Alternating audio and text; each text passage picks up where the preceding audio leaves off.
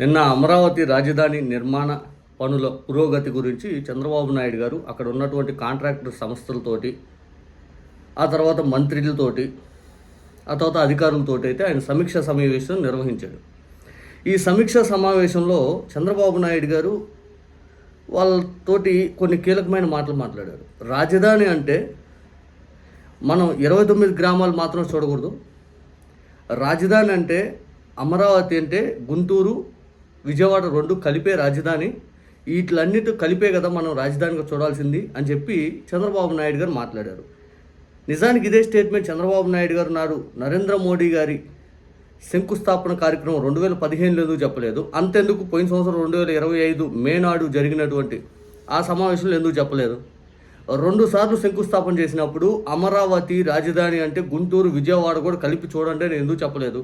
ఇదే 29 గ్రామాల అంశం సంబంధించి ఆ రోజు మనం క్లియర్గా మాట్లాడుకుంటే 33,000 ఎకరాల్లో ప్రపంచ స్థాయి రాజధాని నిర్మిస్తాను, 29 గ్రామాలు పూర్తి స్థాయిలో సిఆర్డీఏ పరిధిలోకి వస్తాయని చెప్పి ఆనాడు తీర్మానించిన టైంలో మీరు సింగపూర్లో గ్రాఫిక్స్ అన్ని అడిదిప్పి హొయ్యలకి ఇచ్చే సొగసులతో తీర్చిదిద్దున్నటువంటి గ్రాఫిక్స్ విధానం మరి విజయవాడ ఎందుకు కనపడలేదు? దాంట్లో గుంటూరు ఎందుకు కనపడలేదు?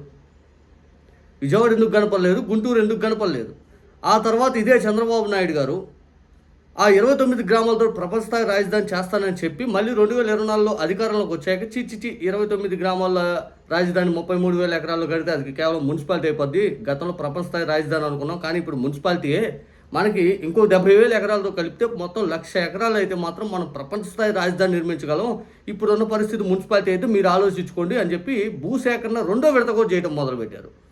అసలు ఇక్కడ ఇంకో డౌట్ ఏంటంటే, అసలు అమరావతి పేరిట దేశంలో ఏ రాష్ట్ర రాజధానికి కూడా గెజిట్ నోటిఫికేషన్ లేదు, కానీ అమరావతికి మాత్రం గెజిట్ నోటిఫికేషన్ పార్లమెంట్ ద్వారా తెచ్చాం, చట్టం చేపించాం అని చెప్పి గొప్పగా చెప్తున్న మీరు అసలు ఎన్ని కిలోమీటర్ పరిధి రాజధానికి చట్టం చేపించారు? ఎన్ని గ్రామాల పరిధిలో సిఆర్డీ అనేది తీసుకొచ్చారు? అసలు గుంటూరు, విజయవాడ కలిసి ఉందా లేదా? ఈ అనుమానాలు క్లారిటీ ఇవ్వండి. ఎందుకంటే లేవు ఉంటే ఆ రోజే చెప్పేవాళ్ళు గుంటూరు, విజయవాడ కూడా కలిపి. జగన్ గారు మావిగన్నని ప్రతిపాదన తేగానే వీళ్ళ కాళ్ళ కింద నీళ్ళు వచ్చేసినాయి. దీంతో మొదటేమో జగన్ గారిని పిచ్చోడు అది ఇది అని చెప్పి జగన్ గారిని విపరీతంగా వ్యక్తిగత దూషణలు దిగారు. జగన్ గారిని సైకో సైకో సైకో అని తిట్టారు. తీరా జనాలకి ఏం క్లారిటీ వచ్చింది? మనకి ఎకనామికల్గా గ్రోత్ ఇంజిన్ ఒకటి కావాలి, ఈ అమరావతి 29 గ్రామాలు, మళ్ళీ ఇంకో 70,000 ఎకరాలు, అది ఇది అని చెప్పి భూసేకరణ ఇష్టం లేకుండా మళ్ళీ వాళ్ళ దగ్గర భూములు లాక్కోటాలు, మళ్ళీ వాళ్ళ రైతులు వేధించడాలు, వాళ్ళ కన్నీటి గోళ్ళు, లేకపోతే మన దగ్గర రాష్ట్ర బడ్జెట్ సహకరించపోవటాలు, విపరీతమైన అప్పులతో అక్కడ పెట్టేసేది ఎప్పటికైతే తెలియని ఒక క్వశ్చన్ మార్క్. ఇవన్నీ జనాలకు క్లారిటీ వచ్చేసరికి ఇక చంద్రబాబు నాయుడు గారికి అర్థమైపోయింది, ఓహో ఎట్టయితే మాత్రం ఇబ్బంది పడిపోతామని చెప్పి అందుకే కొత్తగా ఇంకో స్టాండ్ తీసుకున్నారు ఆయన. అమరావతి రాజధాని అంటే విజయవాడ, గుంటూరు 5 అని. ఇదే విజయవాడ రాజధాని అని చెప్పి మొన్న జగన్ గారు ఒక సాయి కృష్ణ సంబంధించిన కేసులో ఒక క్రాంతి కుమార్ అనే అతను పరామర్శించడానికి వెళ్ళినప్పుడు జగన్ గారు విజయవాడ ఇదే రాజధాని అని మాట్లాడినప్పుడు ఆయన ఎందుకు మీరు ట్రోల్ చేశారు? ఇప్పుడు జగన్ గారు సూపర్ సక్సెస్ అనే కదా. ఇదే అంశం పైన పూర్తి స్థాయిలో జగన్ గారు ఇప్పుడు సూపర్ సక్సెస్ అనే కదా. చంద్రబాబు నాయుడు గారు ఈరోజు మళ్ళీ జగన్ గారు ఇచ్చిన స్టేట్మెంట్ కట్టుబడి విజయవాడ, గుంటూరు రాజధాని 5 అని మాట్లాడుతూ ఉన్నారే. గతంలో ఇదే విజయవాడ, గుంటూరు రాజధాని అంశం పైన మీరు ఎందుకు స్టేట్మెంట్ ఇవ్వలేకపోయారు? మీరు ఎందుకు పూటకో మాట చెప్తున్నారు? కాసేపు 29 గ్రామాలు, కాసేపు 33,000 ఎకరాలు, కాసేపు కాదు 1,00,000 ఎకరాలు కావాలి, కాసేపు విజయవాడ, గుంటూరు, ఆ తర్వాత ఇది ఇంకా సిఆర్డీ ఎంత పరిధి, ఇవన్నీ ఎందుకు మీరు పూటకో మాట చెప్పి జనాలను కన్ఫ్యూజన్ చేస్తూ ఉన్నారు?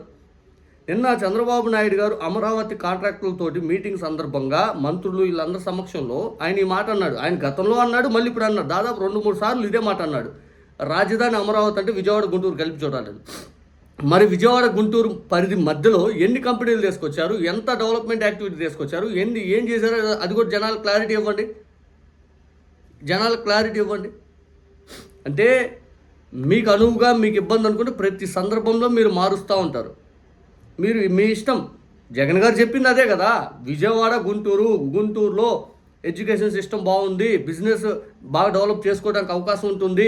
విజయవాడ ఆల్రెడీ డెవలప్ అయినటువంటి ఒక దాన్ని ఆ క్యాపిటల్ లాగా మనం కోర్ క్యాపిటల్ అక్కడ తీసుకొని మచిలీపట్నం సీపోర్ట్ ఉంది, ఆ మూడింటిని కలిపితే మనం ఎకనామికల్గా గ్రోత్ ఇంజన్లా మన రాష్ట్రం తయారైద్ది అని చెప్పి జగన్ గారు క్లియర్గా చెప్పారు. ఈ జగన్ గారు చెప్పినటువంటి మావిగనికి 10,000 నుంచి 20,000 కోట్ల రూపాయలు పెట్టుబడి పెడితే సరిపోతుంది.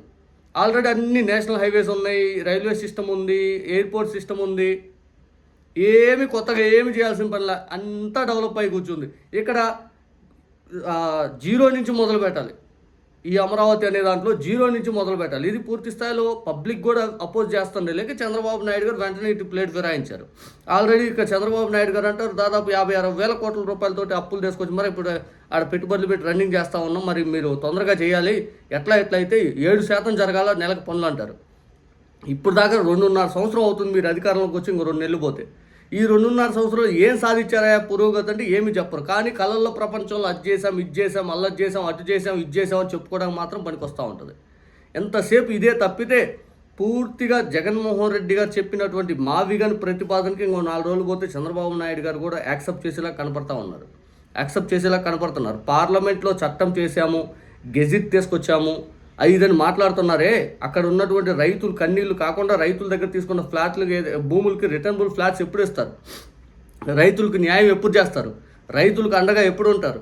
వాళ్ళ కన్నీటితో రాజధాని కట్టొద్దు. అక్కడ 3 పంటలు పండే భూముల్ని పూర్తి స్థాయిలో మీ ఇష్టానుసార రీతిలో డెవలప్ చేసేస్తాం ఐదని చెప్పుకుంటూ అది కాలాన్ని గడుపుకుంటూ పూర్తిగా మీరు ఎప్పుడైతే తెలియని ఒక క్లారిటీ జనాలకి వచ్చేసింది. అది ఎప్పుడైతే తెలియదు. వాస్తవంగా చెప్పాలనుకుంటే ఇదే రాజధాని ప్రాంతం కోర్ క్యాపిటల్ అని మొన్నదాకా 29 గ్రామాల దగ్గర నుంచి ఈరోజు విజయవాడ, గుంటూరు అయింది.